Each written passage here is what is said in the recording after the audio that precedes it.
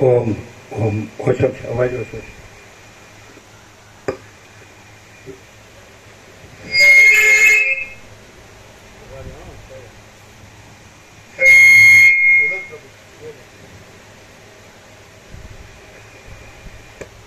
ઓમ ઓમ ઓમ અને ખોલીએ પૂરું તો પછી ખોલે એવું એ કદાચ. आपने ठीक किया जाए, क्या ठीक किया, क्या था ठीक किया, कुछ टच किया नहीं, जो देख लेना आप, घूस तो नहीं है कोई.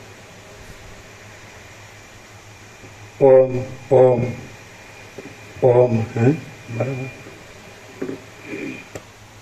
ओम थोड़ा कम है क्या, बराबर है. कितना नाम थे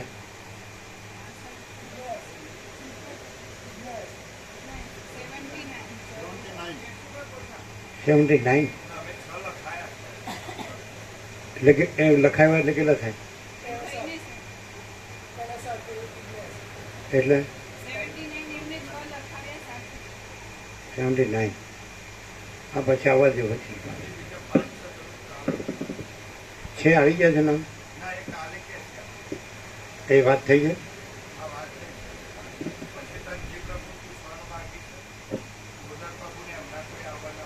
હા એ તો બધા આવે એવા. ઓમ ઓમ બરાબર. શું છે, ધીમો થઈ જાય ને.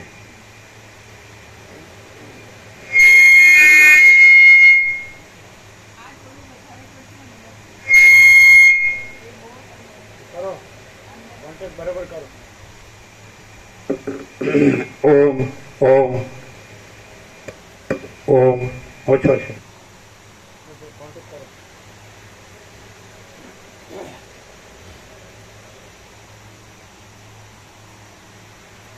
વાળા પણ કે છે ને,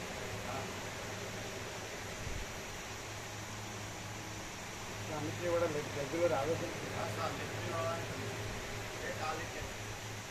તમારી અહીંની જ એક બસ થઈ શકે.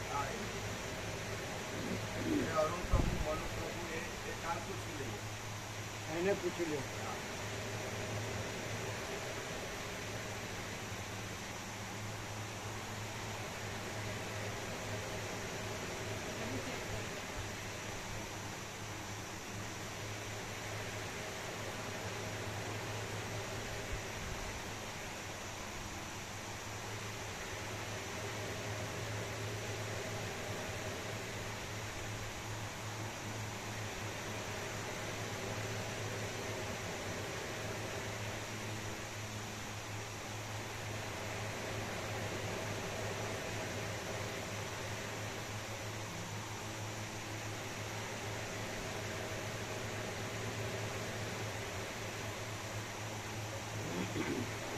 ઓમ ઓમ ઓછો છે. ઓમ ઓછો છે.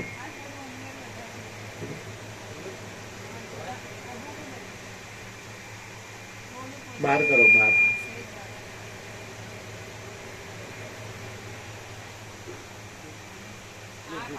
ये झुका हुआ है आगे.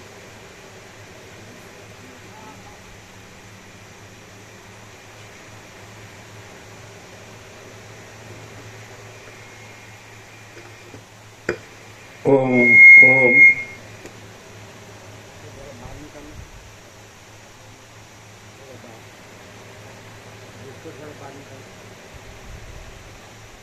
ओम ओम बराबर है, बराबर.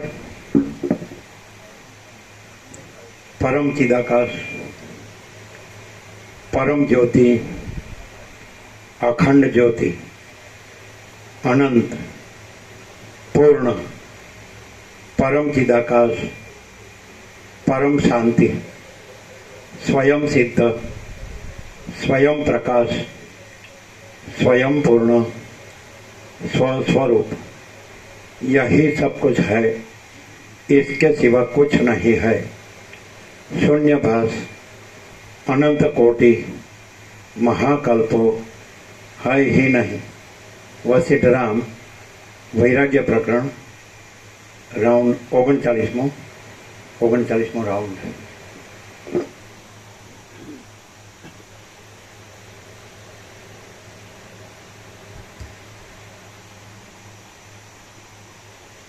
आद्य परब्रह्म सदगुरु देव की जय।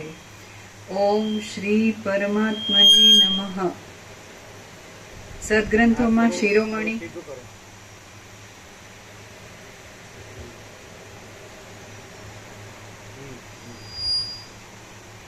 सद्ग्रंथों शिरोमणि श्री योग वासिष्ठ महारामायण वैराग्य प्रकरण पाना नंबर 52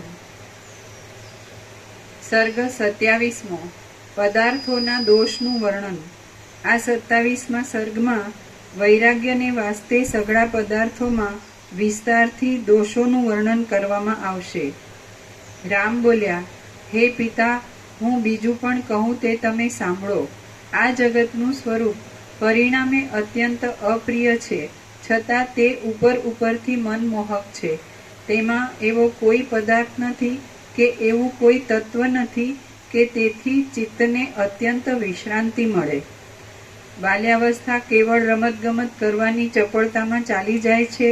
યુવાવસ્થામાં વનરૂપી મૃગ સ્ત્રીઓરૂપી ગુફાઓમાં જ જીર્ણ થઈ જાય છે અને વૃદ્ધાવસ્થામાં શરીર જર્જરિત થઈ જાય છે।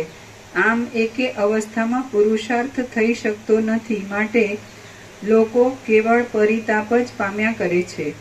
જીવિત રૂપી ભ્રમર જ્યારે જરારૂપી હિમથી બળી ગયેલી શરીરરૂપી કમલિનીને દૂર છોડી દઈને ક્ષણ માત્રમાં જતો રહે છે, ત્યારે લોકોનું વ્યવહારરૂપ તળાવ પણ સુકાઈ જાય છે।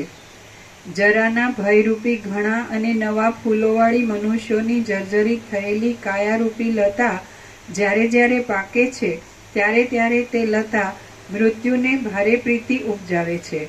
સઘળા અપાર પદાર્થોને અત્યંત વેગવાળા પ્રવાહથી તાણી જતી તૃષ્ણારૂપી નદી કાંઠે રહેલા સંતોષરૂપી ઉત્તમ વૃક્ષના મૂળને પણ ઉખેડી નાખીને આ લોકમાં રહી જાય છે। ચામડાના બંધનોથી બંધાયેલી સંસારરૂપી સમુદ્રમાં ભમતી તરંગોએ વ્યાકુળ કરેલી અને ડૂબવાને અધીર થયેલી શરીરરૂપી નાવને કોઈ વિવેકરૂપ નાવિક મળતો નથી। તેથી ઇન્દ્રિયો નામના 5 મગરો તેને ઉથલ પાથલ કરી નાખે છે। તૃષ્ણારૂપી વેલાઓના વનમાં ફરનારા મનરૂપી વાંદરાઓ મનોરથરૂપી વૃક્ષોની સેંકડો શાખાઓમાં કૂદતા કૂદતા કાળક્ષેપ કરે છે, પણ તેમના હાથમાં એકે ફળ આવતું નથી। આપતકાળ પ્રાપ્ત થતા પણ ખેદ તથા મોહને દૂર રાખનારા, સંપત્તિના સમયમાં કોઈ જાતનો મનમાં ગર્વ નહીં ધરવાથી શોભા પામેલા અને સ્ત્રીઓની લાલચથી અદૂષિત રહેલા અંતઃકરણવાળા મહાત્મા પુરુષો આ સમયમાં બહુ જ દુર્લભ છે। આપતકાળ પ્રાપ્ત થતા પણ ખેદ તથા મોહને દૂર રાખનારા, સંપત્તિના સમયમાં કોઈ જાતનો મનમાં ગર્વ નહીં ધરવાથી શોભા પામેલા અને સ્ત્રીઓની લાલચથી અદૂષિત રહેલા અંતઃકરણવાળા મહાત્મા પુરુષો આ સમયમાં બહુ જ દુર્લભ છે। આપતકાળ પ્રાપ્ત થતા પણ ખેદ તથા મોહને દૂર રાખનારા, સંપત્તિના સમયમાં કોઈ જાતનો મનમાં ગર્વ નહીં ધરવાથી શોભા પામેલા અને સ્ત્રીઓની લાલચથી અદૂષિત રહેલા અંતઃકરણવાળા મહાત્મા પુરુષો આ સમયમાં બહુ જ દુર્લભ છે। જેઓ હાથીઓની ઘટારૂપી તરંગોવાળા સંગ્રામરૂપી સમુદ્રને તરી જાય છે, તેમને હું શૂરવીર માનતો નથી, પણ જેઓ મનરૂપી તરંગવાળા દેહ તથા ઇન્દ્રિયોરૂપી સમુદ્રને તરી જાય છે, તેમને જ હું શૂર માનું છું। જેઓ હાથીઓની ઘટારૂપી તરંગોવાળા સંગ્રામરૂપી સમુદ્રને તરી જાય છે, તેમને હું શૂરવીર માનતો નથી, પણ જેઓ મનરૂપી તરંગવાળા દેહ તથા ઇન્દ્રિયોરૂપી સમુદ્રને તરી જાય છે, તેમને જ હું શૂર માનું છું। કોઈ પણ ક્રિયા પરિણામે કલેશ વગરના ફળવાળી જોવામાં આવતી નથી। તે ક્રિયા કરીને દુષ્ટ આશાઓથી દૂષિત થયેલી ચિત્તવૃત્તિવાળો આ લોક વિશ્રાંતિ પામતો નથી। જગતને કીર્તિથી, દિશાઓના ભાગોને પ્રતાપથી અને ઘરને લક્ષ્મીથી અને લક્ષ્મીને વિનયાદિકના બળથી પૂર્ણ કરનારા અખંડ ધૈર્યવાળા મહાત્મા પુરુષો જગતમાં દુર્લભ છે। જગતને કીર્તિથી, દિશાઓના ભાગોને પ્રતાપથી અને ઘરને લક્ષ્મીથી અને લક્ષ્મીને વિનયાદિકના બળથી પૂર્ણ કરનારા અખંડ ધૈર્યવાળા મહાત્મા પુરુષો જગતમાં દુર્લભ છે. જો ભાગ્યોદય થયો હોય તો અણિમા આદિ સિદ્ધિઓના વેગ સહિત સઘળી લક્ષ્મીઓ, પર્વતોની શિલાઓથી બનેલી ભીંતની અંદર રહેલા પદાર્થો અને વજ્રથી બનેલા ઘરની અંદર રહેલા સઘળા પદાર્થો પણ પોતાની મેળે નિરંતર ચાલ્યા આવે છે. જેમ ભાગ્યરહિત પુરુષને આપત્તિઓ પોતાની મેળે પ્રાપ્ત થાય છે, તેમ ભાગ્યશાળી પુરુષને સંપત્તિઓ પણ પોતાની મેળે જ પ્રાપ્ત થાય છે. હે પિતા, પુત્રોને, સ્ત્રીઓને અને ધનને ભ્રાંતિથી રસાયણ જેવા ઉપકારી માનવામાં આવે છે, પણ તે કોઈ અંતકાળે કામ આવતા જ નથી. હે પિતા, પુત્રોને, સ્ત્રીઓને અને ધનને ભ્રાંતિથી રસાયણ જેવા ઉપકારી માનવામાં આવે છે, પણ તે કોઈ અંતકાળે કામ આવતા જ નથી. હે પિતા, પુત્રોને, સ્ત્રીઓને અને ધનને ભ્રાંતિથી રસાયણ જેવા ઉપકારી માનવામાં આવે છે, પણ તે કોઈ અંતકાળે કામ આવતા જ નથી. અંતકાળમાં તો બહુ રમણીય વિષયો પણ ઝેરની પેઠે દુઃખદાયી થાય છે. વૃદ્ધ પુરુષ દેહ પડવાના સમયમાં ખેદ પામે છે, વિષમ સ્થિતિને પ્રાપ્ત થાય છે અને પુણ્યના સંગ્રહ વગરના પોતાના કૃત્યો સંભાળીને મનમાં બળ્યા કરે છે. નાચી રહેલા મોરના પીંછાના જેવું પુરુષનું ચપળ ચિત્ત પ્રથમ શરીર સુખની અને ધનની લાલચથી ધર્મને અવકાશ ન રાખે એવી ક્રિયાઓ પાછળ દિવસો ગાળી નાખે છે, એટલે પછી તે કયા ઉપાયથી વિશ્રાંતિ પામે? નાચી રહેલા મોરના પીંછાના જેવું પુરુષનું ચપળ ચિત્ત પ્રથમ શરીર સુખની અને ધનની લાલચથી ધર્મને અવકાશ ન રાખે એવી ક્રિયાઓ પાછળ દિવસો ગાળી નાખે છે, એટલે પછી તે કયા ઉપાયથી વિશ્રાંતિ પામે? ક્રિયાઓના જે ફળો પ્રારબ્ધથી પ્રાપ્ત થાય છે અને જે નદીના ઊંચા ઓઢાની જેમ ચંચળ હોવાથી મોં આગળ હોવા છતાં અપ્રાપ્ત જેવા રહે છે, તેમનાથી દેહાભિમાની લોકો ઠગાય છે. ક્રિયાઓના જે ફળો પ્રારબ્ધથી પ્રાપ્ત થાય છે અને જે નદીના ઊંચા ઓઢાની જેમ ચંચળ હોવાથી મોં આગળ હોવા છતાં અપ્રાપ્ત જેવા રહે છે, તેમનાથી દેહાભિમાની લોકો ઠગાય છે. આટલા તરત કરશું અને આટલા પછીથી કરશું એમ ધારી રાખવામાં આવતા અને પરિણામે અનર્થ જ આપનારા કાર્યો સ્ત્રીઓને રાજી કરવા સારું મનના વેગથી કરવામાં આવે છે અને તેઓ ઘડપણના છેવટ સુધી માણસના ચિત્તને દુઃખ જ આપ્યા કરે છે. જેમ વૃક્ષોના જૂના પાંદડા ભેગા થઈને તુરત જ વિખરાઈ જાય છે, તેમ વિવેક વિના લોકો ભેગા થઈને પાછા કેટલાક દિવસે વિખરાઈ જાય છે. દિવસમાં વિવેકી લોકોનો સમાગમ અને સત્કર્મો નહીં કરતા ચારે બાજુ દૂર દૂર ફરી સાયંકાળે ઘરમાં આવીને સૂઈ રહેતા મૂર્ખ વિના બીજા કોને રાત્રે નિદ્રા આવે? દિવસમાં વિવેકી લોકોનો સમાગમ અને સત્કર્મો નહીં કરતા ચારે બાજુ દૂર દૂર ફરી સાયંકાળે ઘરમાં આવીને સૂઈ રહેતા મૂર્ખ વિના બીજા કોને રાત્રે નિદ્રા આવે? સઘળા શત્રુઓને હરાવ્યા પછી અને ચારે બાજુથી લક્ષ્મી પ્રાપ્ત થયા પછી સંસાર સંબંધી સુખો ભોગવવા લાગીએ છીએ, ત્યાં તો કોણ જાણે ક્યાંથી મૃત્યુ અચાનક ચાલ્યું આવે છે. અરે, જેમના તુચ્છ રૂપને અજ્ઞાનથી જ વધારવામાં આવે છે તથા જે દેખાવ દઈને ક્ષણ માત્રમાં જ અદ્રશ્ય થઈ જાય છે, તે વિષયો આ જગતમાં લોકોને ભમાવી રહ્યા છે.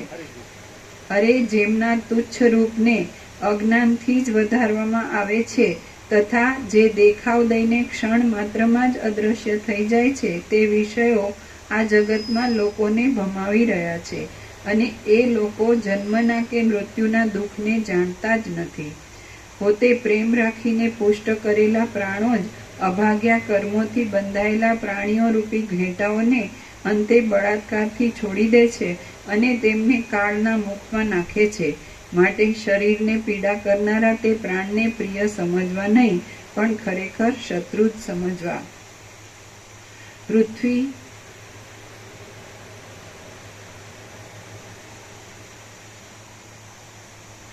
પૃથ્વીમાં ચપળતાવાળો પ્રાણીઓનો સમૂહ ક્ષણભંગુર તરંગોની પંક્તિની પેઠે સર્વદા ક્યાંયથી તુરતા તુર આવ્યા કરે છે અને પાછો તરત જ ક્યાંય જતો રહે છે.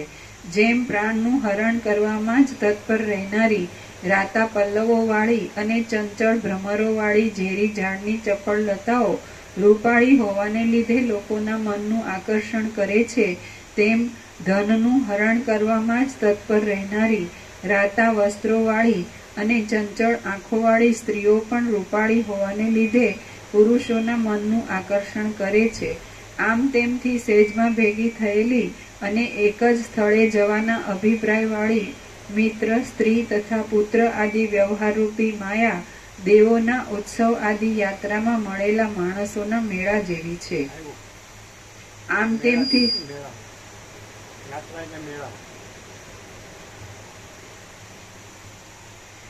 તેમથી સેજમાં ભેગી થયેલી અને એક જ સ્થળે જવાના અભિપ્રાયવાળી મિત્ર, સ્ત્રી તથા પુત્ર આદિ વ્યવહારરૂપી માયા દેવોના ઉત્સવ આદિ યાત્રામાં મળેલા માણસોના મેળા જેવી છે. મિથ્યાભૂત સંસારની રીતિઓ દીવાની ક્ષણિક જ્વાળાઓની પેઠે ઘણી દશાઓને ભોગવે છે. દશાઓને એટલે બાળપણ આદિ અવસ્થા અને સૂતર આદિની વાટ. મિથ્યાભૂત સંસારની રીતિઓ દીવાની ક્ષણિક જ્વાળાઓની પેઠે ઘણી દશાઓને ભોગવે છે. ઘણા સ્નેહથી, સ્નેહ અને તેલથી સંબંધ રાખે છે અને ચંચળતાથી ભરેલી છે. તેમનું સાચું તત્વ જાણવામાં આવતું નથી. આ સંસારની પ્રવૃત્તિરૂપ અભાગણી ચક્રી વર્ષા ઋતુના પાણીના પરપોટાની પેઠે અસ્થિર છે, છતાં તે પ્રમાદી લોકોના મનમાં લાંબા કાળ સુધી સ્થિર રહેવાની પ્રતીતિ કરે છે. જેમ શરદ ઋતુમાં શોભા પામેલા કમળના ગુણો હેમંત ઋતુમાં જર્જરિત થઈને દૈવગતિથી એવા નાશ પામી જાય છે કે તેઓ શરદ ઋતુમાં હતા એનો પણ વિશ્વાસ રહેતો નથી, તેમ યૌવનમાં શોભા પામેલા શરીરના ગુણો ઘડપણમાં જર્જરિત થઈને દૈવગતિથી એવા નાશ પામી જાય છે કે તેઓ યૌવનમાં હતા એવો પણ વિશ્વાસ રહેતો નથી. ઝાડ માણસના પ્રયત્ન વિના પોતાની મેળે જ વધીને પોતાની છાયા, ફૂલ તથા ફળ આદિ આપવારૂપ ઘણો ઉપકાર કરે છે. લોકો તેને પણ કુહાડાથી કાપી નાખે છે. ત્યારે આ શરીર તો મૃત્યુનો કશો જ ઉપકાર કરતું નથી, તો મૃત્યુ તેને નહીં કાપે એવો વિશ્વાસ કેમ રાખી શકાય? મનોહર છતાં પણ અંદર ઘણા દોષોથી ભરેલા અને અંતર્ઘાત કરવા માટે જ ઉત્પન્ન થયેલા ઝેરી ઝાડ જેવા સંબંધી મનુષ્યના પ્રસંગથી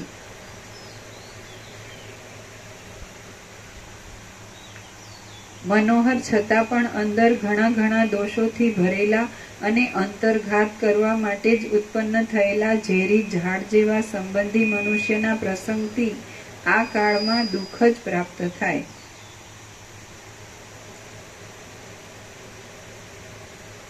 ઉત્પન્ન થયેલા ઝેરી ઝાડ જેવા સંબંધી મનુષ્યના નીચે ટાંચ છે સ્ત્રીઓ માટે પુરુષ લોક. મનોહર છતાં પણ અંદર ઘણા દોષોથી ભરેલા અને અંતર્ઘાત કરવા માટે જ ઉત્પન્ન થયેલા ઝેરી ઝાડ જેવા સંબંધી મનુષ્યના પ્રસંગથી આ કાળમાં દુઃખ જ પ્રાપ્ત થાય. જેઓમાં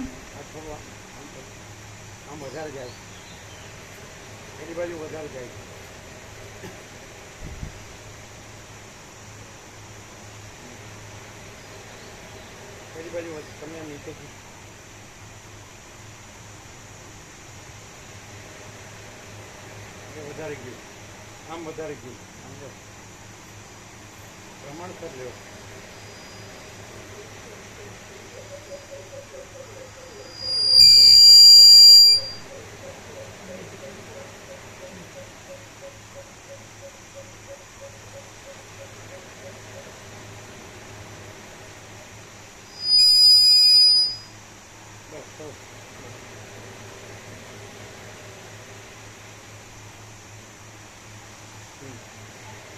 જેઓમાં દોષ નથી એવા કયા વિચારો છે? જેઓમાં દુઃખની બળતરા નથી એવા કયા માર્ગો છે? જેઓમાં ભંગુરતા નથી એવી કઈ પ્રજા છે?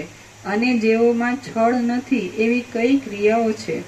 અનેક કલ્પોના સમૂહની ગણતરી કરી જોતા એક મહાકલ્પ સુધી જીવનારા બ્રહ્માઓ પણ સમગ્ર સંખ્યાના એક ક્ષણ પર્યંત જ જીવનારા છે.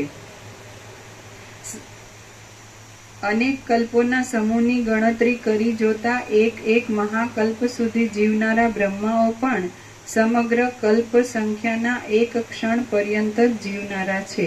તેથી અનેક વિભાગોવાળા કાળના સમૂહમાં લાંબા અને ટૂંકા જીવનના વિચાર કરવા પણ ખોટા છે. સર્વ સ્થળમાં પર્વતો પથરા જ છે. સર્વ સ્થળમાં પર્વતો પથરાના જ છે. પૃથ્વી માટીની જ છે. વૃક્ષો લાકડાના જ છે અને પ્રાણીઓ માંસના જ છે. તેઓમાં પુરુષોએ કેવળ નામરૂપના જુદા જુદા સંકેતો બાંધેલા છે. સર્વ સ્થળમાં બ્રહ્માનો એક મહાકલ્પ સુધી જીવનારા, પણ તમે અનાદિ અનંતથી જે અનંત મહાકલ્પો, એની સાપેક્ષ એનું જે એક મહાકલ્પનું જીવન એ એક ક્ષણ જેટલું જ છે. અનંત શૂન્યભાસ અનંત કોટી મહાકલ્પો હૈ નહીં, તો એક બ્રહ્મનો એક મહાકલ્પનું જીવન, એક અનંત સૃષ્ટિ સ્થિતિ પ્રલય, એક લહર, અનંત સંપૂર્ણ મહાચિદાકાશ મહાસાગર, તેમાં એક જ લહર, અને એનો એક મહાકલ્પ એટલે એક મહાસૃષ્ટિ સ્થિતિ પ્રલય, એટલું એનું જીવન. પણ અનાદિ અને અનંત સુધી અનંત કોટી મહાકલ્પો એની એક ક્ષણ જ છે. એક બ્રહ્મનો એક મહાકલ્પ જેટલું જીવન, એક મહાકલ્પ એટલે એક મહાસૃષ્ટિ સ્થિતિ પ્રલય. તો એવા અનાદિ અનંત સુધી અનંત કોટી મહાકલ્પો, તો એમાં એ એક ક્ષણ જેટલું જ છે.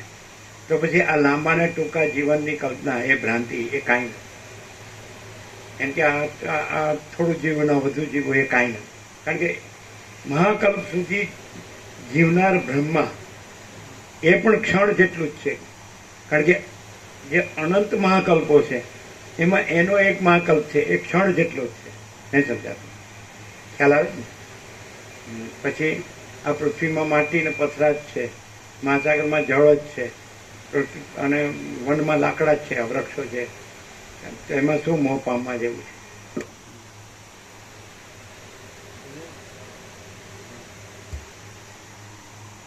અનેક કલ્પોના સમૂહની ગણતરી કરી જોતા એક મહાકલ્પ સુધી જીવનારા બ્રહ્માઓ પણ સમગ્ર કલ્પ સંખ્યાના એક ક્ષણ પર્યંત જ જીવનારા છે. તેથી અનેક વિભાગોવાળા કાળના સમૂહમાં લાંબા અને ટૂંકા જીવનના વિચાર કરવા પણ ખોટા છે. સર્વ સ્થળમાં પર્વતો પથરાના જ છે. પૃથ્વી માટીની જ છે. વૃક્ષો લાકડાના જ છે અને પ્રાણીઓ માંસના જ છે. તેઓમાં પુરુષોએ કેવળ નામરૂપના જુદા જુદા સંકેતો બાંધેલા છે. વાસ્તવિક રીતે તો તે સર્વે પંચભૂતના વિકાર રૂપ જ છે, નવા નથી. પૃથ્વી, જળ, તેજ, વાયુ અને આકાશ એ પંચભૂતોના અંશોના સમુદાયને અવિવેકી પુરુષો પોતાની બુદ્ધિથી ઘટ પટ આદિ પદાર્થો માને છે. પરંતુ વિવેકથી તેમનું પૃથક્કરણ કરીએ તો આ જગત પંચભૂતોથી જુદું હોય એવું જણાતું નથી. હે મહાત્મા, આ જગતમાં વિદ્વાન લોકોના ચિત્તને પણ વિસ્મય આપનારો જે આશ્ચર્યકારી ચમત્કાર રહ્યો છે તે કોઈ સાધારણ માણસને સ્વપ્નમાં પણ કદી જાણવામાં આવતો નથી. સંસારની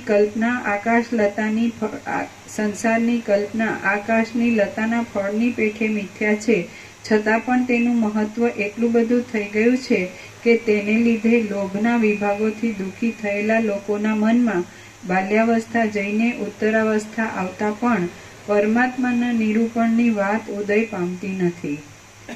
હવે સાધારણ માણસ જો મોટા પુરુષોની બરાબરી કરવા ઈચ્છે છે તો તે પોતાના ચિત્તથી જ હણાય છે, અને જેમ પશુ લીલી લતાના ફળની ઈચ્છાથી પર્વતના શિખર ઉપરથી પડે છે તેમ તે પણ નિસંશય ગબડી પડે છે. હમણાંના માણસો પોતાના શરીરના પોષણને માટે જ ઉપયોગ કરીને વિદ્યા, વિનય તથા ધન આદિ સંપત્તિનો વ્યર્થ નાશ કરે છે. તેઓ જેમના છાયા, લતા, પાંદડા, ફળ અને ફૂલ ખાડામાં જ પડવાથી લેશ માત્ર પણ કોઈ પ્રાણીઓના કામમાં આવતા નથી એવા ઊંડી ખાડમાં ઉગેલા વૃક્ષો બરાબર છે.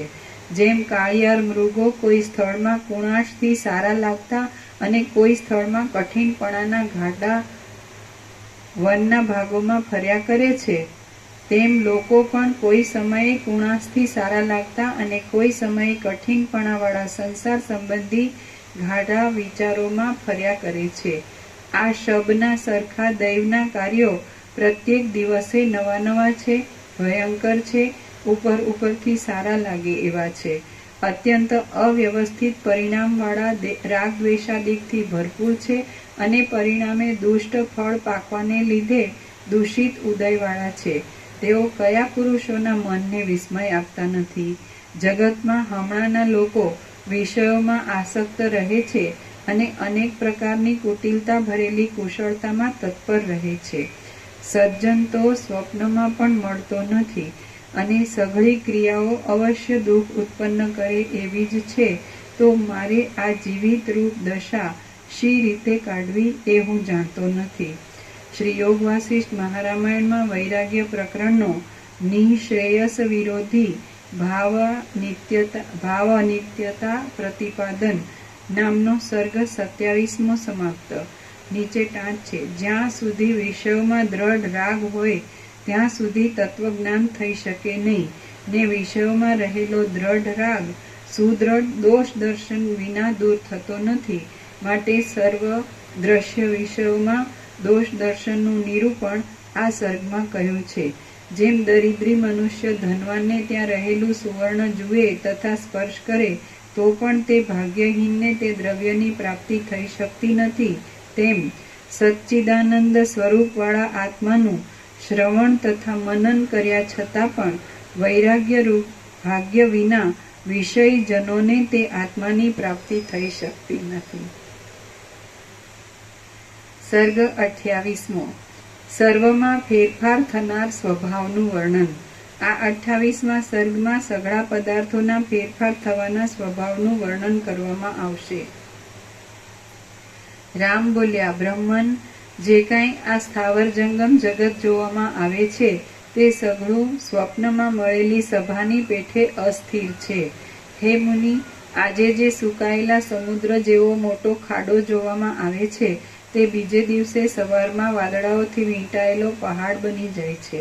વનના સમૂહથી વિસ્તાર પામેલો અને ગગનને ઢાંકી દેતો જે ઊંચો પર્વત હોય છે તે કેટલેક દિવસે પૃથ્વી બરોબર થઈ જાય છે અથવા કૂવો બની જાય છે. જે અંગ આજે રેશમી વસ્ત્રોથી, માળાઓથી અને ચંદનોથી શણગારાયું હોય છે તે જ અંગ આવતીકાલે દિગંબર દશામાં દૂરના ખાડામાં વિખાયેલું પડેલું જોવામાં આવે છે. જે સ્થળમાં આજે વિચિત્ર પ્રકારોથી ભરપૂર એક નગર જોવામાં આવે છે તે જ સ્થળમાં જતે દિવસે ઉજ્જડ રાનની સ્થિતિ જોવામાં આવે છે. હે રાજન, આજે જે પુરુષ તેજસ્વી થઈને ઘણા દેશોનો અધિપતિ થઈ બેઠો હોય છે તે પુરુષ કેટલાક દિવસ પછી રાખોડીના ઢગરૂપ થઈ જાય છે. જે મહાભયંકર અને આકાશના મંડળ જેવું કાળું તથા વિશાળ મોટું વન હોય છે તે જ ધજા પતાકાઓથી ઢંકાયેલા આકાશવાળી નગરી બની જાય છે. આજે લતાઓથી વીંટાયેલી ભયંકર વનોની જે હાર જોવામાં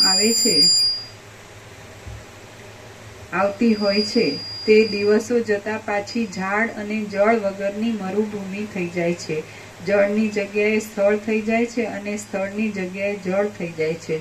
કાષ્ટ, જળ અને ખડ સહિત સઘળું જગત દિવસો જતા વિપરીત થઈ જાય છે. યુવાની, બાલ્યાવસ્થા, શરીર અને દ્રવ્યના સમૂહો અનિત્ય છે અને તેઓ તરંગો પેઠે નિરંતર એક સ્વભાવને છોડી બીજા સ્વભાવને પ્રાપ્ત થયા કરે છે. જગતમાં જીવતર ઘણા વાયુમાં રહેલી નાની દીવાની શિખાની પેઠે ચંચળ છે. જગતમાં જીવતર ઘણા વાયુમાં રહેલી નાની દીવાની શિખાની પેઠે ચંચળ છે અને ત્રણેય લોકમાં પદાર્થોની શોભા વીજળીના ઝબકારા સમાન છે. જેમ બીજનો સમૂહ વારંવાર પાણી પડવાથી ફેરફાર પામ્યા કરે છે તેમ આ ઘણા પ્રાણીઓનો સમૂહ કર્મોની ગતિથી નિરંતર ફેરફાર પામ્યા કરે છે.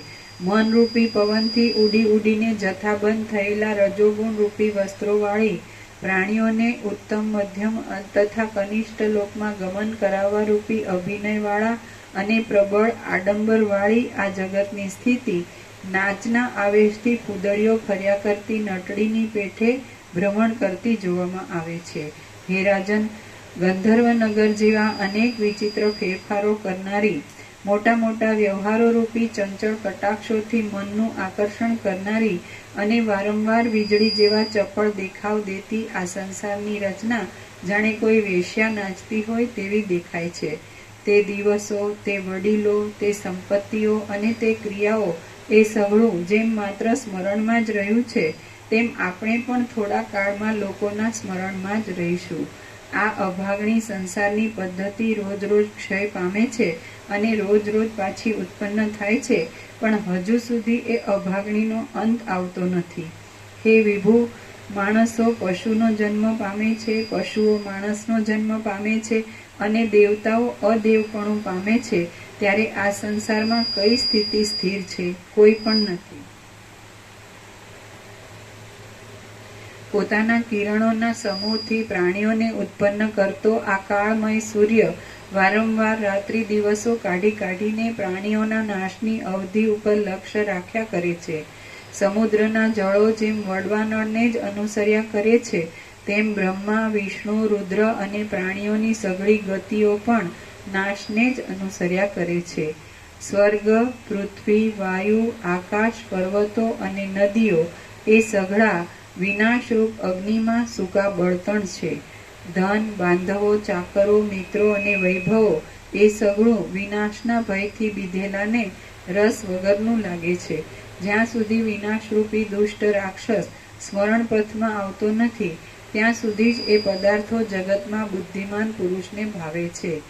માણસો ક્ષણ માત્રમાં ઐશ્વર્ય પામે છે, ક્ષણ માત્રમાં દરિદ્રપણાને પામે છે, ક્ષણ માત્રમાં સ્વસ્થપણાને પામે છે અને ક્ષણ માત્રમાં રોગીપણાને પ્રાપ્ત થાય છે. આમ ક્ષણે ક્ષણે સ્થિતિમાં ફેરફાર કર્યા કરતા આ ભૂંડા જગતરૂપી ભ્રમે કયા બુદ્ધિમાન પુરુષોને મોહિત કર્યા નથી? આકાશનું મંડળ ક્ષણ માત્રમાં અંધારારૂપી કાદવથી ખરડાઈ જાય છે અને ક્ષણ માત્રમાં તે સોનાના ઝરા જેવા કોમળ પ્રકાશથી શોભવા લાગે છે. ક્ષણ માત્રમાં તે વાદળારૂપી શ્યામ કમળોની પંક્તિઓથી પૂરાઈ જાય છે. ક્ષણ માત્રમાં તે ભારે કડાકા ભડાકાથી ભરાઈ જાય છે અને ક્ષણ માત્રમાં તે મૂંગા જેવું બની જાય છે. ક્ષણ માત્રમાં તે તારારૂપી મોતીઓથી દીપે છે. ક્ષણ માત્રમાં તે સૂર્યથી શોભે છે. ક્ષણ માત્રમાં તે ચંદ્રના કિરણોથી શીતળ થઈ જાય છે અને ક્ષણ માત્રમાં એ સઘળાથી રહિત બની જાય છે. તે જ પ્રમાણે આ જગતની રચના ક્ષણિક સ્થિતિવાળી તથા ક્ષણિક નાશવાળી છે અને ક્ષણે ક્ષણે તે આવજા કર્યા કરે છે. તો પછી કયો ધીર પુરુષ પણ સંસારમાં ભય ન પામે? હે મુનિ, ક્ષણ માત્રમાં વિપત્તિઓ આવે છે, ક્ષણ માત્રમાં સંપત્તિઓ આવે છે, ક્ષણ માત્રમાં જન્મ આવે છે અને ક્ષણ માત્રમાં મરણ આવે છે, ત્યારે કયો પદાર્થ ક્ષણિક નથી? હે ભગવાન, એક માણસ પ્રથમ જુદા પ્રકારનો હોય છે અને થોડાક દિવસ માટે સર્વદા તે જુદા જ પ્રકારનો થઈ જાય છે. વળી એક રૂપે રહેનાર અને સારી પેઠે સ્થિરતાવાળો કોઈ પદાર્થ નથી. ઘડો કપાસના ખેતરમાં ફૂટી જાય તો વસ્ત્રરૂપ થાય છે અને વસ્ત્ર ફાટીને માટીમાં મળી જાય તો ઘડારૂપ થઈ જાય છે. માટે આ સંસારમાં જેનો ફેરફાર થતો નથી એવો કોઈ પદાર્થ જોવામાં આવતો નથી. વધવું, રૂપાંતર પામવું, ઘટવું, નાશ થવો અને પુનર્જન્મ થવો એ 5 વિકારો રાત્રિ દિવસની પેઠે પ્રાણીને અનુક્રમે નિરંતર લાગુ પડ્યા કરે છે. કાયરના હાથે શૂર પુરુષ માર્યા જાય છે, એકના હાથે 100 જણ માર્યા જાય છે અને કંગાલ લોકો પણ સમર્થપણું પામે છે. આમ જગતમાં બધી ઉથલપાથલ થયા કરે છે. ઇન્દ્રિય આદિની ગતિને લીધે સર્વ લોકો તરંગોની પંક્તિની પેઠે નિરંતર ઉથલપાથલ પામ્યા કરે છે. થોડા દિવસ બાલ્યાવસ્થા રહે છે, થોડા દિવસ યુવાનીની શોભા રહે છે અને થોડા દિવસમાં વળી ઘડ પણ આવે છે. આમ દેહમાં પણ એકરૂપપણું નથી, તો બહારની વસ્તુઓમાં એકરૂપપણું રહેવાનો શો વિશ્વાસ રાખવો? નટની પેઠે સર્વ પ્રાણીનું મન ક્ષણ માત્રમાં આનંદ પામે છે, ક્ષણ માત્રમાં ખેદ પામે છે અને ક્ષણ માત્રમાં સૌમ્ય થઈ જાય છે. એક પાસ એક, બીજી પાસ બીજી અને ત્રીજી પાસ ત્રીજી એમ વસ્તુની રચના કરતો આ વિધાતા ક્રીડા કરતા બાળકની જેમ કાયર થતો નથી. વિધાતા પ્રથમ કેટલાયકને ભેગા કરે છે, તેઓમાંથી કેટલાયકને ઉત્પન્ન કરે છે, વળી તેમને મારીને ખાઈ જાય છે અને સ્વાદ લાગવાને લીધે વળી બીજાઓને ઉત્પન્ન કરે છે.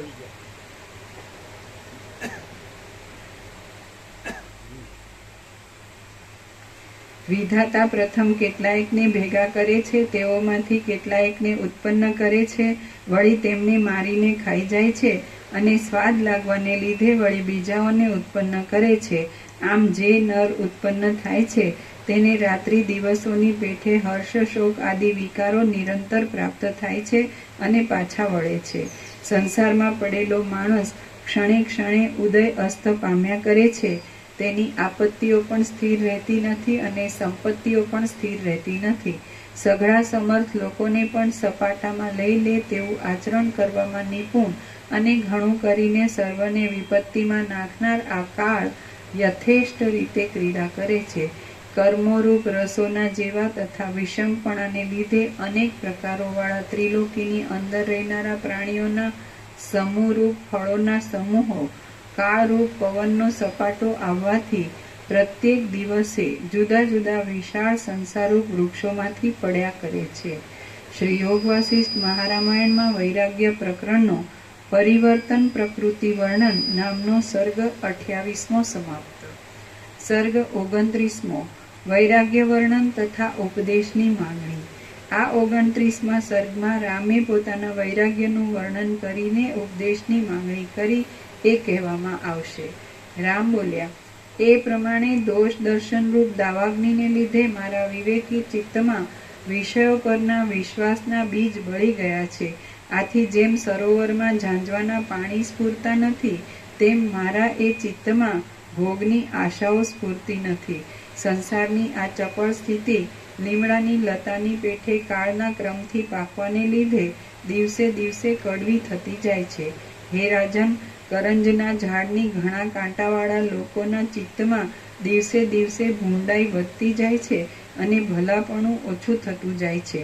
સુકાયેલી અડદની શીંગની પેઠે પૃથ્વીમાં દિવસે દિવસે મર્યાદા તુરત તૂટતી જાય છે. અરે, શીંગ તૂટે છે ત્યારે કંઈક શબ્દ થાય છે, પણ આ મર્યાદા તૂટે છે ત્યારે તો શબ્દ પણ થતો નથી. હે મુનીશ્વર, જેમાં કોઈ જાતની ચિંતા નથી એવી એકાગ્રતા ચિંતાઓથી ભરેલા રાજ્યોથી અને વૈભવોના સમૂહોથી ઉત્તમ છે.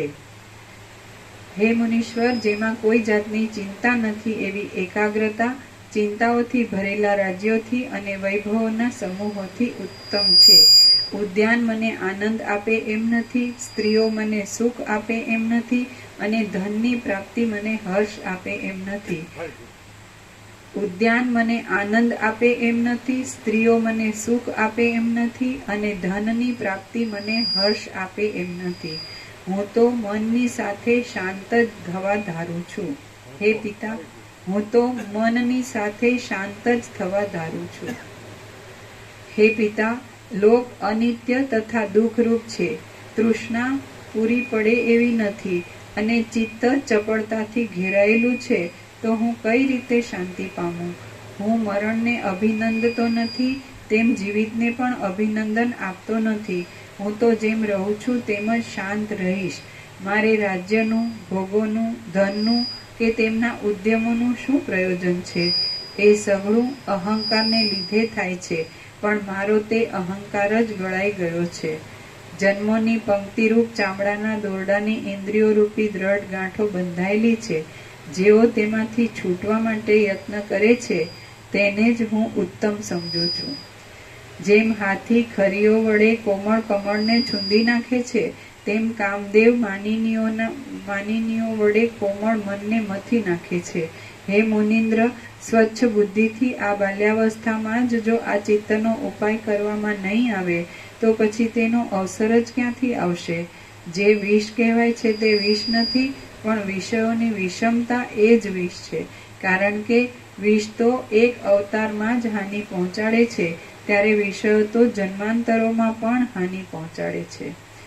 આત્મજ્ઞાનીના ચિત્તને સુખ દુઃખ મિત્રો બાંધવો જીવિત કે મરણ કાંઈ પણ બાંધી શકતા નથી. આત્મજ્ઞાનીના ચિત્તને સુખ દુઃખ મિત્રો બાંધવો જીવિત કે મરણ કાંઈ પણ બાંધી શકતા નથી. આત્મજ્ઞાનીના ચિત્તને સુખ દુઃખ મિત્રો બાંધવો જીવિત કે મરણ કાંઈ પણ બાંધી શકતા નથી. એટલા માટે હે બ્રહ્મન, હે પૂર્વાપર જાણનારાઓમાં ઉત્તમ, હું જે ઉપદેશથી જ્ઞાની થઈને શોક ભય તથા પરિશ્રમથી રહિત થાઉં તેવો ઉપદેશ તમે મને તુરત આપો. અજ્ઞાનપણારૂપી ભયંકર વન વાસનારૂપી જાળાઓથી વ્યાપ્ત છે, દુઃખોરૂપી કાંટાઓથી ભરપૂર છે અને સંપત્તિઓ તથા વિપત્તિઓ રૂપ ઊંચા નીચા પ્રદેશો વાળું છે. હે મુનિ, કરવતની ધાર વડે વહેરાવાનું સહન કરી શકું, પણ સંસારના વ્યવહારથી ઉત્પન્ન થયેલા તૃષ્ણા તથા વિષયોથી વહેરાવાનું સહન કરી શકું એમ નથી. આ ઈષ્ટ છે એમ જાણી તેનું સંપાદન કરવામાં અને આ અનિષ્ટ છે એમ જાણી તેનું નિવારણ કરવામાં જે વ્યવહાર કરવો પડે છે, તેના લેપથી જે ભ્રાંતિ ઉત્પન્ન થાય છે તે રજના સમૂહને ઉડાવ્યા કરતા પવનની જેમ આ ચપળ ચિત્તને ઉડાવ્યા કરે છે. આ સંસારરૂપી હાર તૃષ્ણારૂપી ઝીણા દોરામાં પરોવાયેલો છે અને જીવના સમૂહરૂપી મોતીઓ વાળો છે. તેમાં ચૈતન્યની વ્યાપ્તિથી તથા સ્વચ્છપણાથી નિરંતર શોભી રહેલો ચિત્તરૂપી મધ્યમણી છે અને કાળરૂપી વ્યભિચારી પુરુષનું એ આભૂષણ છે. હું તેનાથી કાયર થઈ ગયો છું અને કેસરી જેમ ઝાડને તોડી નાખે છે તેમ હું તેને સહેલા ઉપાયથી તોડી નાખવા માંગુ છું. હે શ્રેષ્ઠ તત્વવેત્તા, મારા મનનું આ અજ્ઞાનરૂપી અંધારું મારા હૃદયરૂપી વનમાં ઝાકળ રૂપે છે. તમે તેને સુખદાયી વિજ્ઞાનરૂપી દીવાથી દૂર કરો. હે મહાત્મા, જેમ ચંદ્રથી નાશ ન પામે એવા રાત્રિના અંધારા હોતા નથી, તેમ મહાત્માઓના સંગથી નાશ ન પામે એવા સંસાર સંબંધી કોઈ દુષ્ટ તાપો જગતમાં છે જ નહીં. હે મહાત્મા, જેમ ચંદ્રથી નાશ ન પામે એવા રાત્રિના અંધારા હોતા નથી, તેમ મહાત્માઓના સંગથી નાશ ન પામે એવા સંસાર સંબંધી કોઈ દુષ્ટ તાપો જગતમાં છે જ નહીં. વાયુએ વેરી નાખેલી વાદળાની પંક્તિમાં લટકતા કોઈ જળબિંદુના જેવું આયુષ્ય નાશવંત છે.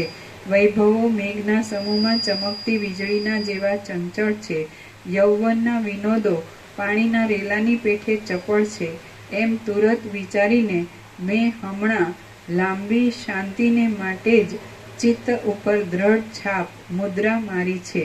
સર્ગ 29મો સમાપ્ત. નીચે ટાંચ છે. લાંબી શાંતિને માટે હા. મેં હમણાં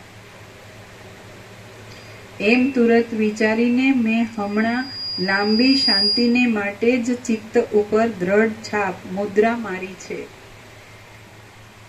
શુદ્ધ વૈરાગ્ય ઉપજ્યા પછી જ પરમ તત્વને જાણવાની ઉત્કૃષ્ટ જિજ્ઞાસા ઉપજે છે એમ આ સર્ગના નિરૂપણ પરથી જાણવાનું છે. સર્ગ 29મો સમાપ્ત. સર્ગ 30મો વિશ્રાંતિના ઉપદેશની માગણી. આ 30મા સર્ગમાં કારણપૂર્વક પોતાના ચિત્તનો ઉદ્વેગ દેખાડી તે ઉદ્વેગને ટાળનારી વિશ્રાંતિને વાસ્તે ઉપદેશની પ્રાર્થના કરવામાં આવશે. રામ બોલ્યા, એ પ્રમાણે જગતને ચારે બાજુથી ઉઠેલા સેંકડો અનર્થોરૂપી સાંકડી ખાડમાં પડેલું જોઈને મારું મન ચિંતારૂપી કાદવમાં ખૂંચી ગયું છે. મને મારું મન ભમતું હોય એમ લાગે છે.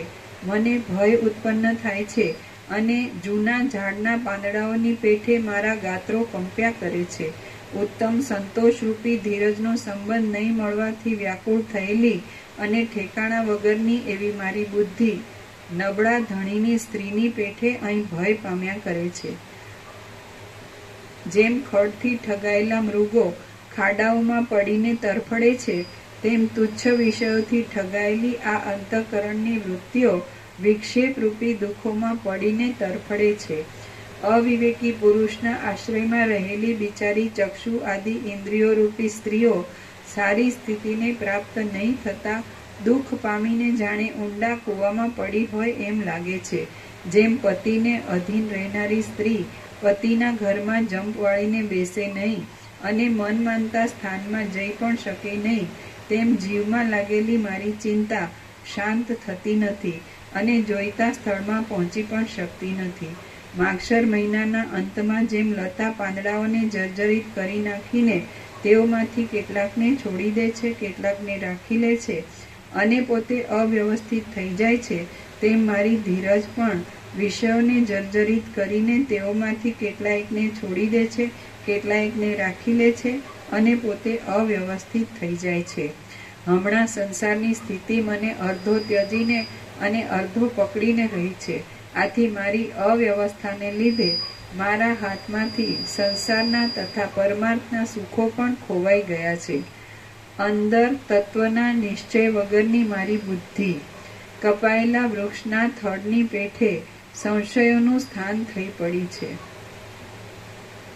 નીચે ટાંચ છે. કપાયેલા વૃક્ષના માણસ જેવા ઊંચા થડમાં રાત્રે આ ઠૂંઠું છે કે ચોર છે એવો સંશય થાય છે.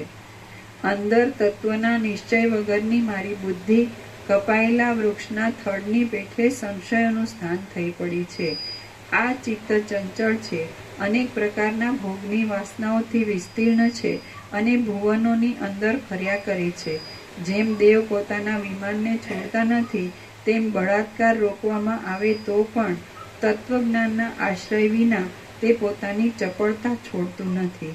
આથી હે મહાત્મા, વાસ્તવિક રીતે સત્ય, જન્મ મરણના પરિશ્રમ વગરનું, દેહાદિક ઉપાધિઓથી રહિત અને ભ્રાંતિ વિનાનું વિશ્રાંતિ સ્થાન કયું છે કે તેને પામવાથી કોઈ પ્રકારનો શોક જ ન રહે.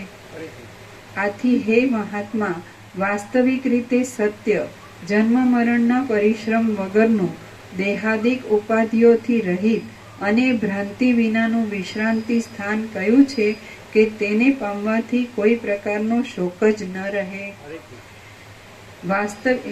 આથી હે મહાત્મા, વાસ્તવિક રીતે સત્ય, જન્મ મરણના પરિશ્રમ વગરનું, દેહાદિક ઉપાધિઓથી રહિત અને ભ્રાંતિ વિનાનું વિશ્રાંતિ સ્થાન કયું છે કે તેને પામવાથી કોઈ પ્રકારનો શોક જ ન રહે. જનક રાજા આદિ સજ્જનો સઘળા પ્રકારના કર્મો કરતા હતા અને વ્યવહારમાં અનુકૂળ રહ્યા હતા, છતાં પણ તેઓ મહાત્માની પદવીએ કેવી રીતે પહોંચ્યા હતા? હે માનદાતા, અંગોમાં પાપ પુણ્યરૂપી કાદવ ઘણી રીતે લાગ્યા છતાં પણ કેવી રીતે પુરુષ તે કાદવથી અહીં ન લેપાય? નિર્દોષ અને ઉદાર મનવાળા તમે મહાત્મા લોકો કયો વિચાર રાખી અહીં જીવન મુક્ત થઈને ફરો છો? કુટિલ આકારવાળા તથા કુટિલ શક્તિવાળા વિષયોરૂપી સર્પો અંતે તો લોકોને ખાઈ જવાને વાસ્તે જ લલચાવે છે, તો તેઓ શી રીતે અબાધકપણું પામે? મોહરૂપી હાથીએ ડોળી નાખેલી અને કામ ક્રોધાદિક કાદવો વાળી આ બુદ્ધિરૂપી સરસી મોટું સરોવર શી રીતે અત્યંત સ્વચ્છતા પામે? આ સંસારરૂપી પ્રવાહમાં વ્યવહાર કરવા છતાં માણસ શી રીતે કમળપત્ર ઉપરના જળની પેઠે અલગ રહે? આ સઘળા જગતને અંતરદ્રષ્ટિથી તણખલા જેવો જોતો પુરુષ મનની કામ આદિ વૃત્તિઓનો સ્પર્શ નહીં કરતા શી રીતે ઉત્તમપણું પામે? આ સઘળા જગતને અંતરદ્રષ્ટિથી તણખલા જેવો જોતો પુરુષ મનની કામ આદિ વૃત્તિઓનો સ્પર્શ નહીં કરતા શી રીતે ઉત્તમપણું પામે? આ અજ્ઞાનરૂપી મહાસાગરના પારને પામેલા કયા મહાપુરુષના આચરણોનું સ્મરણ કરવાથી માણસ દુઃખ મુક્ત રહે?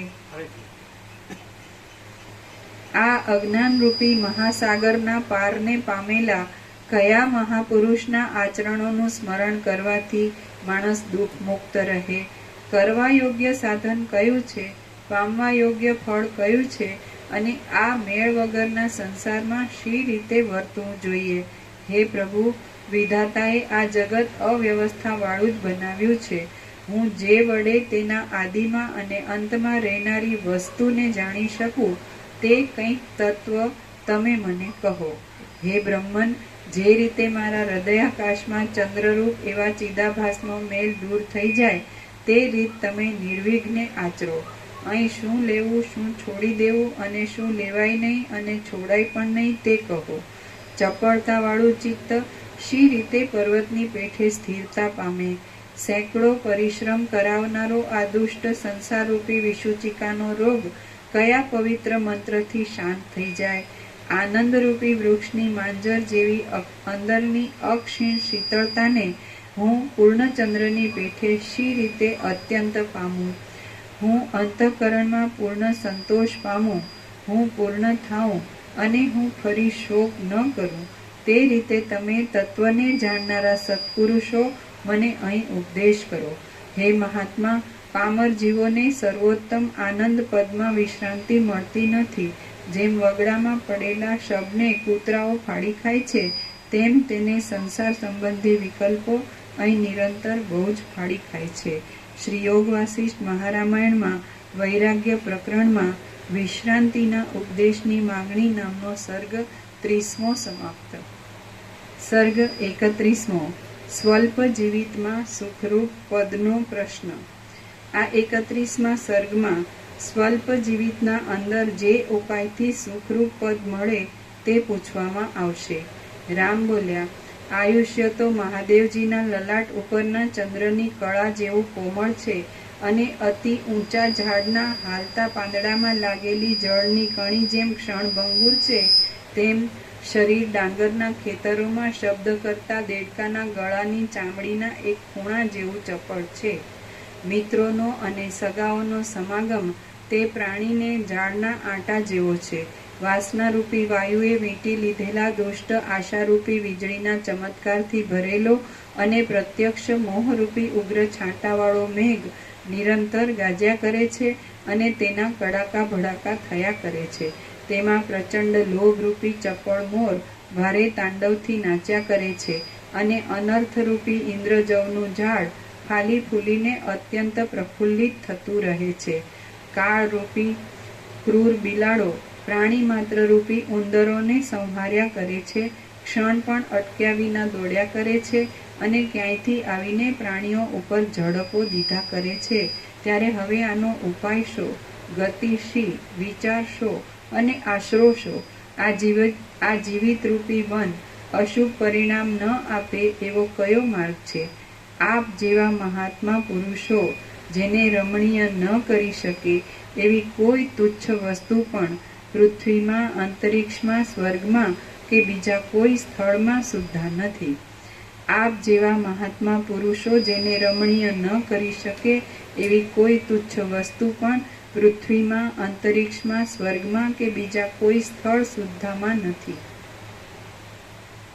નિરંતર દુઃખોના આવવાથી વ્યાકુળતાવાળો આ ભૂંડો સંસાર રસ વગરનો છે, છતાં પણ મૂઢ પુરુષને મીઠો લાગે છે, પણ સમજુને તે શી રીતે સુસ્વાદુ લાગે? પૃથ્વી જેમ પુષ્પોથી શોભી રહેલી વસંત ઋતુથી રમણીય થાય છે, તેમ પૂર્ણકામપણારૂપ દૂધથી સ્નાન કરવામાં આવે તો આ સંસાર પણ રમણીય લાગે છે. પછી કામનાઓ રૂપી કલંકવાળા મનરૂપી ચંદ્રને કયા પદાર્થથી ધોઈ નાખીએ તો તે ચંદ્રમાંથી મેલ મટી જાય અને તેનો અમૃત જેવો પ્રકાશ ઉદય પામે? સંસારના અનર્થોનો વિચાર કરીને જેઓ વૈરાગ્ય તથા બોધની દ્રઢતાથી આ લોક તથા પરલોકના ભોગોને છોડી બેઠા છે, એવા કયા મહાપુરુષની પેઠે અમારે આ સંસારરૂપી વનના માર્ગોમાં વ્યવહાર કરવો? સંસારના અનર્થોનો વિચાર કરીને જેઓ વૈરાગ્ય તથા બોધની દ્રઢતાથી આ લોક તથા પરલોકના ભોગોને છોડી બેઠા છે, એવા કયા મહાપુરુષની પેઠે અમારે આ સંસારરૂપી વનના માર્ગોમાં વ્યવહાર કરવો? ભોગોના સમૂહવાળી વિભૂતિઓ રાગ તથા દ્વેષરૂપી મોટા રોગોથી ભરેલી છે. સંસારરૂપી સમુદ્રમાં ફરનારા પુરુષને તેઓ શી રીતે બાદ ન કરે? હે મહાત્માઓમાં ઉત્તમ, જેમ પારો અગ્નિમાં પડતા છતાં પણ બળતો નથી, તેમ પ્રીતિથી જ્ઞાનરૂપી અમૃતને સેવનારો પુરુષ સંસારમાં પડતા છતાં પણ પરિતાપ પામતો નથી. સમુદ્રમાં ઉત્પન્ન થયેલા માછલાની સ્થિતિ જેમ જળ વિના સંભવતી નથી, તેમ સંસારમાં જન્મેલા પુરુષની સ્થિતિ પણ વ્યવહાર કર્યા વિના સંભવતી નથી. અગ્નિની જ્વાળા જેમ દાહ વિનાની હોતી નથી, તેમ આ સંસારમાં કોઈ સારી ક્રિયા પણ રાગ દ્વેષ વિનાની અને સુખ કે દુઃખ વિનાની હોતી જ નથી. ત્રૈલોક્યમાં મનનું અસ્તિત્વ વિષયોના અવલંબન રૂપ જ છે. સર્વ વિષયોનો બાદ કરનારા તત્વના બોધની યુક્તિ વિના તેનો ક્ષય થતો નથી. એટલા માટે તમે મને એ ઉત્તમ યુક્તિ વિશે સારી રીતે કહો. વ્યવહાર કરવા છતાં પણ જે યુક્તિથી મને દુઃખ પ્રાપ્ત થાય નહીં અને મારા વ્યવહારમાં પણ અડચણ આવી નહીં, એવી ઉત્તમ યુક્તિ તમે મને કહો, જેથી મન પરમ પાવન થઈ વિશ્રાંતિ પામે છે. તે જ્ઞાન શું છે અને પૂર્વે ઉત્તમ ચિત્તવાળા કયા મહાપુરુષે કયા પ્રકારથી તે કર્યું છે? હે ભગવાન, જેવું આપના જાણવામાં હોય અને જે કરવાથી સાધુ પુરુષો દુઃખ રહિતપણું પામ્યા હોય તે મને મોહની નિવૃત્તિ માટે કહો. હે મુનીશ્વર, જો તેવી કોઈ યુક્તિ ન જ હોય અથવા તેવી યુક્તિ હોવા છતાં પણ જો કોઈ મને તે સ્ફુટ રીતે કહેશે નહીં, તો હું પોતે તેવી યુક્તિઓનો વિચાર કરીશ. આમ વિચાર કર્યા છતાં મને મહાવિશ્રાંતિ રૂપ સર્વોત્તમ યુક્તિ મળશે જ નહીં, તો પછી હું સઘળા વ્યવહારને છોડી દઈશ, અહંકાર રહિત થઈ જઈશ, અન્ન ખાઈશ નહીં, પાણી પીશ નહીં, વસ્ત્રો પહેરીશ નહીં ને સ્નાન દાન કે ભક્ષણ આદિ કોઈ કામ કરીશ નહીં. હે મુનિ, ત્યારે હું સંપત્તિના કે આપત્તિના કોઈ કામમાં ઊભો રહીશ નહીં અને દેહનો ત્યાગ કરવા સિવાય બીજું કાંઈ પણ હું ઈચ્છીશ નહીં. આશંકા, મમતા તથા મત્સર છોડી દઈને હું કેવળ ચિત્રામણમાં આલેખેલા પુરુષની જેમ મૂંગો થઈને જ બેસી રહીશ. આમ આવા અનુક્રમથી શ્વાસ ઉચ્છ્વાસ તથા ભાનને પણ છોડી દઈને હું અંતે આ દેહ નામના અનર્થરૂપ ઓઠાને પણ છોડી દઈશ. હું કોઈનો નથી અને કોઈ મારો નથી એમ નિશ્ચય કરીને હું તેલ વગરના દીવાની પેઠે બુઝાઈ જઈશ અને સઘળું છોડી દઈને બધાનો ને કોઈનો નહીં. યોગાથી જોઈએ પેલાનું શબ્દ એટલે યોગાનું યોગ એવું. તો પછી માં ચિદાકાશ અનંત સંપૂર્ણ એક રૂપ.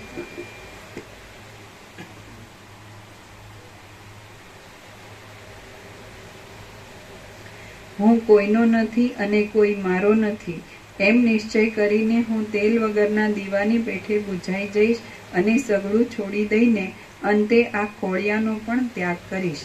શ્રી વાલ્મીકી બોલ્યા, નિર્મળ ચંદ્રની પેઠે પ્રિય લાગતા અને અતિ મહાન વિચારમાં ઉઘડેલા ચિત્તવાળા રામચંદ્રજી વસિષ્ઠ આદિ મહાત્માઓની આગળ આ વચન બોલ્યા અને પછી મોર જેમ મહામેઘોની આગળ ટવકા કરીને બંધ પડે તેમ તે થાક લાગવાથી બોલતા બંધ પડ્યા. શ્રી યોગ વાસિષ્ઠ મહારામાયણમાં વૈરાગ્ય પ્રકરણનો રાઘવ પ્રશ્ન નામનો સર્ગ 31મો સમાપ્ત. ટાંચ છે. રાઘવ પ્રશ્નની નીચે મુમુક્ષુ બુભુક્ષુ અત્યંત ભૂખ્યાના જેવો જોઈએ, અર્થાત પરમ તત્વને જાણવાની તેના મનમાં અત્યંત આતુરતા જોઈએ, એમ શ્રી રામના આ સર્ગના પાછળના વચનોથી વિવેકીએ નક્કી કરવું. ઓમ ઓમ ઓમ. પ્રસાદ આપીને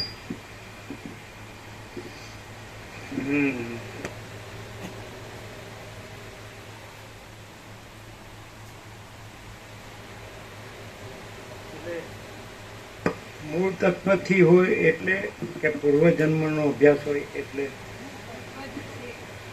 મૂળ તત્વ છે. જન્મ પૂર્વજન્મ કે આ જન્મ કે આવનાર જન્મ એવું છે. જન્મનો ભ્રમ મહાચિદાકાશમાં છે જ નહીં.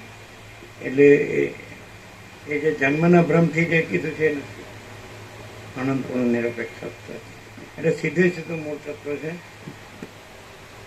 પછી એમ કે જુદા જુદા પાત્રો છે અને એવું નહીં, કોઈ પાત્રનો ભ્રમ નથી અને એ અનંત અખંડ અભેદ છે મહાચિદાકાશ. એટલે સીધું જ્યાં કોઈ ભ્રમ નથી ત્યાં એ પોતે એ તો છે જ નહીં, પ્રકાશે એ રીતે. એટલે એની એ અનંતની એકરૂપતા છે.